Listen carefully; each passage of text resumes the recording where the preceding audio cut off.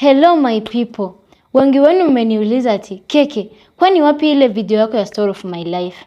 Imagine TikTok ilitoa hiyo video by mistake. Nika-appeal but hawajarudisha. Kwa hivyo, kwa wale hawajaona hiyo video, hii ndio historia yangu fupi. Kwa majina kamili naitwa Eshimwe Marie Kentia, wengi mmenijua kama Queen Keke. Mimi nimezaliwa mtaa wa Nyabututi, jimbo la Gitega, katika nchi ya Burundi. Hii ni historia yangu fupi. Nimeanzia somo langu katika shule ya msingi ya Sainte Therese XNF Gitega mwaka wa 2011 na nikamaliza darasa la 6 mwaka wa 2016. Baadaye nikajiunga na shule ya sekondari darasa la 7 hadi darasa la 9 mwaka wa 2017 hadi 2019. Nikafanya mtihani wa serikali, Concours National.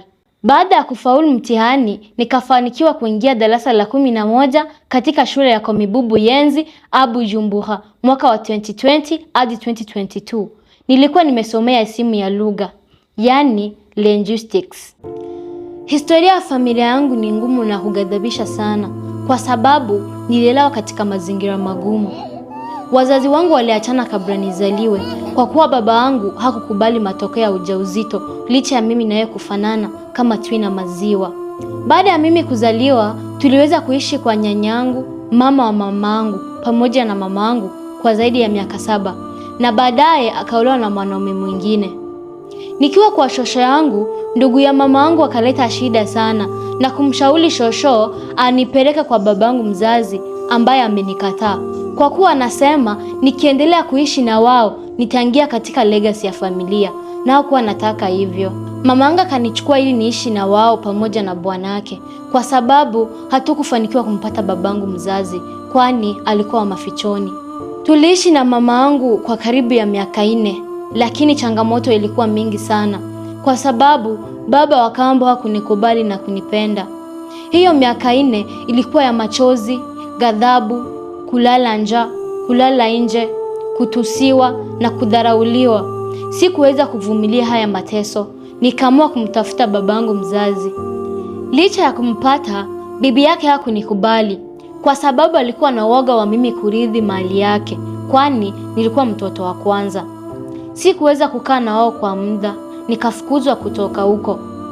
Sikuwa na pa kwenda, nilikuwa na hofia maisha yangu juu ilikuwa usiku. Hakuna yote najuana nao katika sehemu hiyo. Baada ya kuzurura mtaani kwa zaidi ya masaa 4, nikapatana na msamaria mwema. Nikamuelezea shida zangu, akanihurumia na kunipeleka kwake. Akanilipia karo ya shule yenye ilikuwa imebaki. Akanichukua kama mtoto wake na kunyonyesha mapenzi ambayo sikuwahi pata kutoka wazazi wangu. Alikuwa anaitwa Mama Esther. Mungu akubariki na kuzidisha miaka mingi pamoja na watoto wako. Nilimaliza somo langu baada ya miaka 3 na nikaamua kuja Kenya ili nitafute riziki. Mwaka wa 2023 ndio nilitua hapa Kenya. Bahati nzuri nilipatana na kijana kutoka Burundi. Akanitafutia kazi. Ilikuwa kazi ya nyumba. Nikafanya kwa miezi 2. Baadaye nikaingia kazi ya kinyozi. Nikahustle nikitafuta pesa ya kujiendeleza kimasomo na kupata kipato cha kuishi huku Kenya. Kazi hiyo ilikuwa na changamoto sana, kwani watu wengi walitaka kuchukua advantage kwa sababu nilikuwa msichana. Nilipokataa kuwatimizia haja zao, walinitafutia makosa na kunifuta kazi mara kadhaa. Katika harakati ya kutafuta kazi, nilipatana na Smile Prince hapa Nairobi. Smile ni aje? Poa sana Keke. Nikamuelezea historia yangu, jinsi nilifika huku Kenya na yeyote ambayo nilipitia. Akapromise atanisaidia na kunipea platform ili nijiendeleze kimaisha, kwa sababu historia yetu ilikuwa inafanana.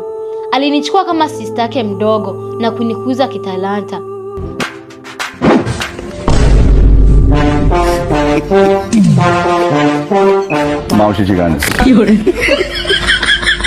Baada ya mimi kufanya video moja na yeye, video ilisambaa kote, watu wakaanza kupenda kazi zangu, wengi wakisema mimi ni dada yake juu ya vile tunafanana. Akanifungulia account ya TikTok, nikaanza kufanya comedy.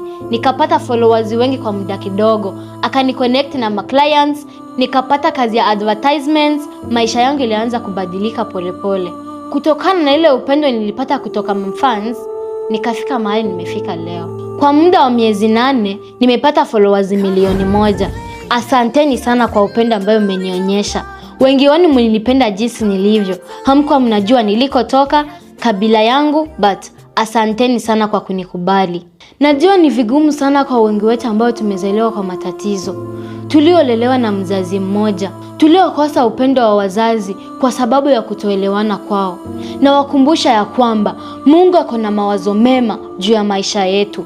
Usijichukie, usijidharau, usikufe moyo, kwa sababu ukijiamini na kutia bidii, Mungu atabadilisha historia yako na utakuwa mkombozi wa familia yako. Wengi wetu hatujui wazazi wetu. Hatukupata upendo unayostahili kutoka kwa wazazi. Trauma ya childhood inatuandama. Haswa girl child, hatuna wa kutushikilia mkono. Wengi wanataka kututumia ili watupee msaada na kujifaidi mwenyewe, lakini tusife moyo, kwani kuna wengi duniani ambao wako na nia njema. Kwa sasa nimejifunza kazi ya beauty and spa. Najua kupaka makeup, kuweka nails na kufanya massage. Napanga kufungua duka la beauty.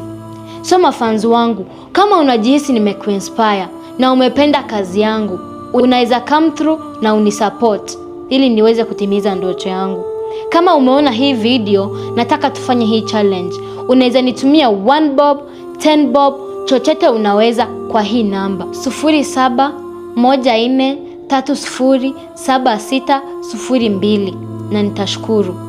Kila mtu ambaye ameona hii video nitumie tu 1 bob kama congratulation ya kufikisha 1 million followers. Ukitaka kusikiza historia yangu yote, link ya YouTube iko kwa bio.